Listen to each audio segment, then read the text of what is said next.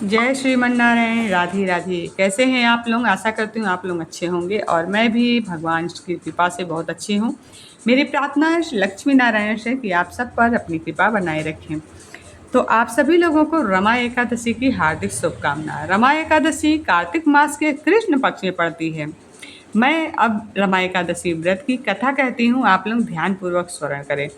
माता लक्ष्मी और भगवान श्रीमन नारायण की कृपा हम सब पर बनी रहे। तो चलिए मैं सुनाती हूँ भगवान श्री लक्ष्मी नारायण की यह कथा। युधिष्ठिर कहते हैं कि हे जनार्दन, कार्तिक कृष्ण पक्ष की एकादशी का क्या नाम है, यह मुझसे कहिए। श्री कृष्ण बोले कि हे राजा, कार्तिक कृष्ण पक्ष में रमा नाम की शुभ एकादशी होती है, उसको कहता हूँ। तुम सुनो, यह सब पापों को हरने वाली है। प्राचीन समय में मुचकुंद नामक राजा था। उसकी इंद्र से मित्रता भी थी। यम, वरुण, कुबेर और विभीषण से भी इसकी मित्रता हो गई थी। हे राजन, वह राजा विष्णु का भक्त और सत्यवादी था। धर्म से पालन करते हुए उसका निष्कंटक राज्य हो गया था। उसके घर में बेटी थी। उसका नाम था चंद्रभागा था। उसका चंद्रसेन के पुत्र शोभन के साथ में विवाह हो गया। नृप हे राजा, वह शोभन कभी अपने ससुर के घर पर आया। उसी दिन पवित्र एकादशी का व्रत आया। व्रत का दिन आने पर चंद्रभागा विचार करने लगी कि हे ईश्वर, अब क्या होगा। मेरा पति तो बहुत निर्बल है, वह क्षुधा को सहन भी नहीं कर सकता। बिना खाए बिना भूखे नहीं रह सकता है। अब क्या होगा। मेरे पिता का शासन बहुत कठिन है। दसवीं को दौड़ी पिटवा देते हैं कि एकादशी के दिन भोजन नहीं करना चाहिए। डुगडुगी का शब्द सुनकर शोभन अपनी स्त्री से बोला कि हे कांते, अब मुझे क्या करना चाहिए। शोभने, जिसके करने से मेरा जीवन नष्ट ना हो, ऐसी शिक्षा दो।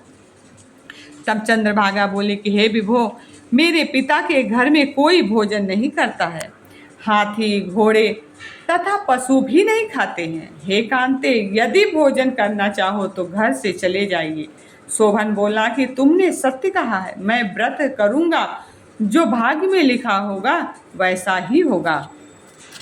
और वह इस प्रकार भाग्य का विचार करके उसने उत्तम व्रत को किया। भूख प्यास से शरीर पीड़ित हो गया और वह बहुत दुखी हुआ, बहुत व्याकुल भी हो रहा था। सूर्य अस्त हो गया। वह रात्रि वैष्णव मनुष्यों को हर्ष बढ़ाने वाली हुई।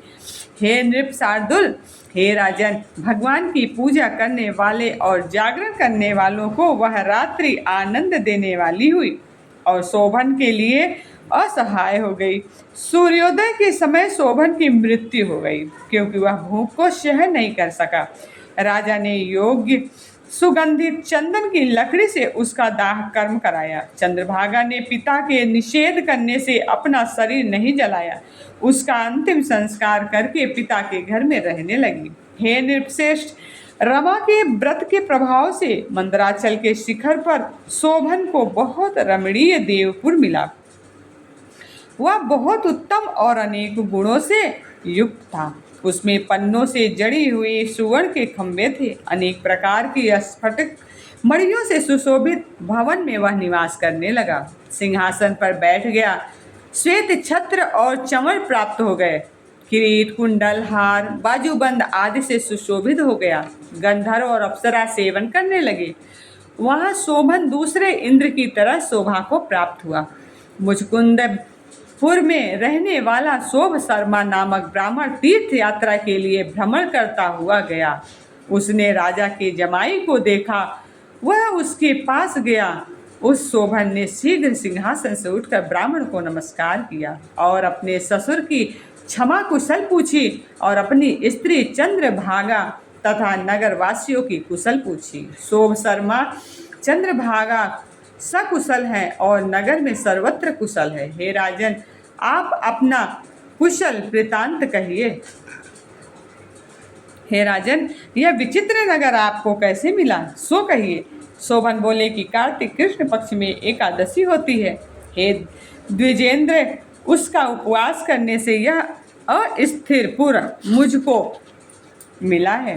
हे द्विजोत्तम, जिस तरह अटल हो जाए ऐसा यत्न कहिए। ब्राह्मण बोला, हे राजेंद्र, यह स्थिर क्यों नहीं है और अटल किस तरह होगा, वह मुझसे कहिए, मैं उसको निश्चय करूंगा। शोभन बोला कि हे विप्रे, मैंने यह व्रत श्रद्धा पूर्वक नहीं किया, अतः मैं इस नगर को अस्थिर समझता हूँ। चंद्रभागा से यह वृतांत कहिए, तब यह नगर स्थिर हो जाएगा। यह बात सुनकर उस श्रेष्ठ ब्राह्मण ने सब वृतांत चंद्रभागा से कह दिया। ब्राह्मण का वचन सुनकर चंद्रभागा आश्चर्य से प्रफुल्लित हो गई। ब्राह्मण से बोली, हे द्विज, जो तुम कह रहे हो यह वृतांत प्रत्यक्ष है अथवा स्वप्न? सोम शर्मा बोला, हे पुत्री, तुम्हारे पति को मैंने आंखों से देखा है, देवताओं के समान उसका प्रकाशवान भी देखा है।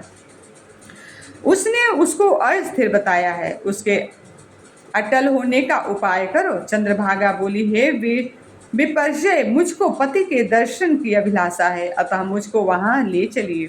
हे द्विज, अपने व्रत के पुण्य से मैं उस नगर को अटल कर दूंगी। जिस प्रकार हम दोनों का मिलाप हो जाए ऐसा उपाय करिए। बिछुड़े हुए का मिलान कराने से बड़ा पुण्य होता है। यह सुनकर सोम शर्मा उसके साथ चला गया। वामदेव के आश्रम में सोम शर्मा गए। वामदेव ने उनका कहा हुआ सब वृतांत सुना।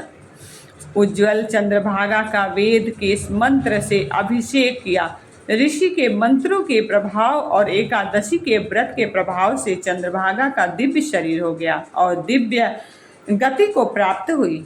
प्रसन्नता से प्रफुल्लित नेत्र किए हुए अपने पति के पास पहुंच गई।